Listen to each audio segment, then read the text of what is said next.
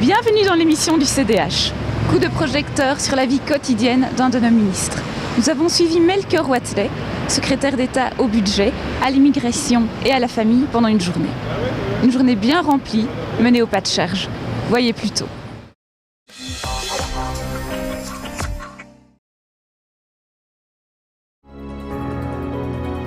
Ces événements se déroulent entre 8h et 23h.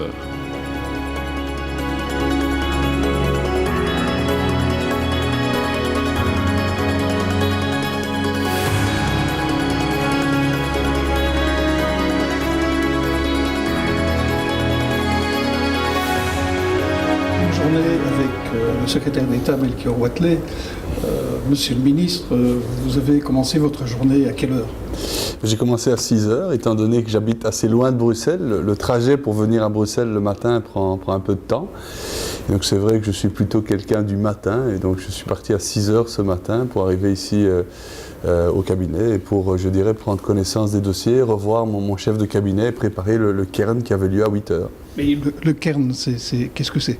Le cairn, c'est en fait les ministres, vice-premiers ministres et le Premier ministre qui, pour un certain nombre de thèmes, je dirais, invitent les autres membres du gouvernement en fonction des thèmes qu'on aborde.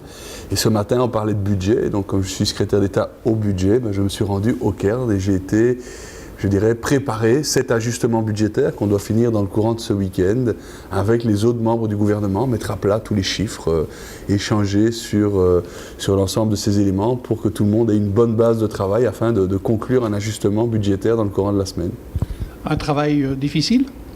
Oui, c'est un travail difficile. C'est vrai que quand on a la compétence budgétaire, il y a le suivi du budget, il y a les autorisations de dépenses, et puis il y a, je dirais, deux moments extrêmement importants. C'est faire le budget, préparer le budget de l'année qui suit. Donc en octobre 2009, on a préparé l'initial, le budget de base pour l'année 2010.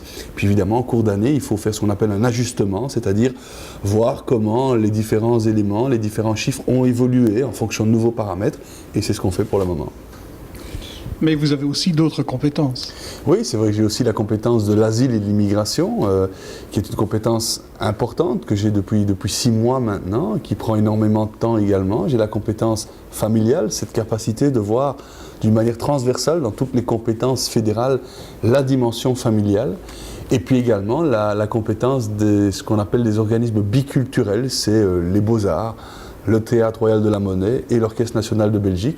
Donc c'est vrai que ça fait des journées assez bien remplies. Voilà, donc je vais me permettre de vous faire un petit tour du cabinet, voir un peu comment ça fonctionne. Donc en fait, on est répartis sur 2 étages différents, avec le premier bureau le plus important pour moi, celui de ma secrétaire, étant donné que c'est elle qui gère mon agenda, mes coups de téléphone, en fait elle règle ma vie.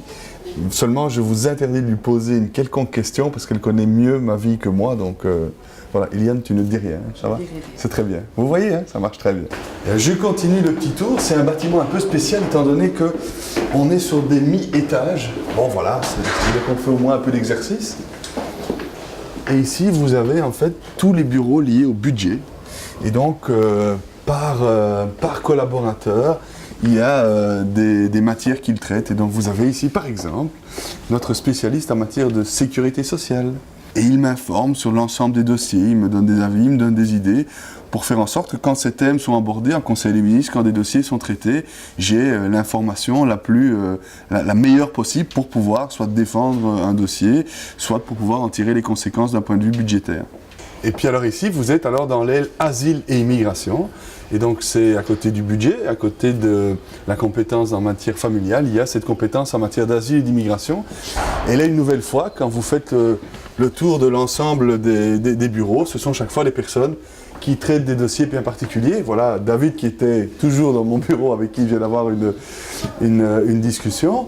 Vous avez par exemple, voilà, Driss qui s'occupe d'un certain nombre de dossiers, notamment les régularisations d'un point de vue médical, toutes les questions des visas étudiants. Et vous voyez que c'est une nouvelle fois ici des collaborateurs qui ont un certain nombre de compétences et qui travaillent en fonction de leur spécialisation pour une nouvelle fois faire en sorte de me permettre de défendre ces dossiers politiquement de la meilleure manière possible. Et aujourd'hui, qu'est-ce que vous avez à votre agenda?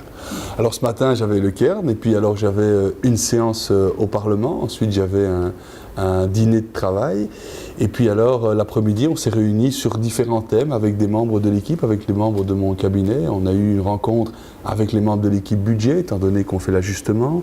J'ai eu une rencontre sur le visa étudiant avec l'Office des étrangers et des membres de mon cabinet. Et puis j'ai été assister à une conférence de Dominique Strauss-Kahn cet après-midi. Très intéressante d'ailleurs, je dois le dire. Et puis alors je rentre à Verviers parce que ce soir j'ai une soirée extérieure. Je vais à un défilé de mode, vous voyez, comme quoi hein, on peut aller à tout hein, quand on est secrétaire d'État aussi. Et donc je vais à un défilé de mode dans ma région à Verviers, ce qui me laisse encore une bonne heure et demie de travail dans la voiture pour faire, je dirais, le travail plus administratif et évidemment passer quelques coups de fil parce que c'est vrai qu'on est totalement attaché à ces petites machines qui ne nous lâchent jamais dans le courant de la journée. Une conférence par Dominique Strauss-Kahn, ça apporte quoi? Ça apporte que, voilà, Dominique Strauss-Kahn qui vient à Bruxelles, c'est un événement.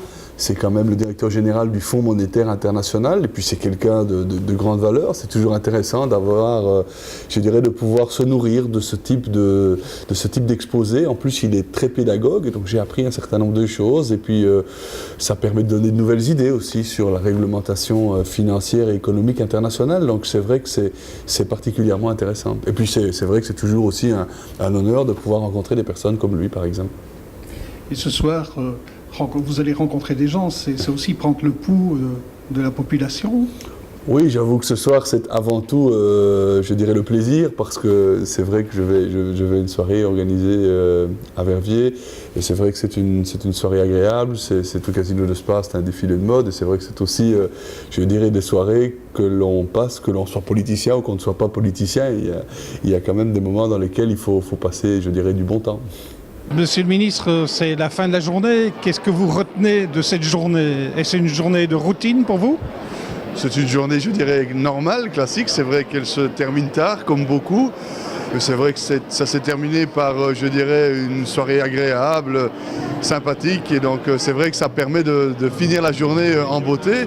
Pour le reste, c'est vrai que c'est une journée assez classique, du travail administratif, beaucoup de réunions, pas mal de rencontres. Et évidemment, une journée qui est passée beaucoup trop vite, comme toujours. On n'a pas eu le temps de tout faire, mais enfin, il faudrait essayer de rattraper une nouvelle fois le temps perdu demain. Et toujours pas de regret de faire de la politique? Non, pas du tout. Comme vous le voyez, c'est vrai que c'est des journées denses où on fait plein de choses, mais c'est aussi enthousiasmant. Et je crois que c'est aussi une des raisons pour lesquelles on fait de la politique, pour les raisons pour lesquelles on aime en faire. Et je crois que si on n'avait pas cette passion d'en faire, ce serait impossible de tenir des journées comme ça avec une telle densité.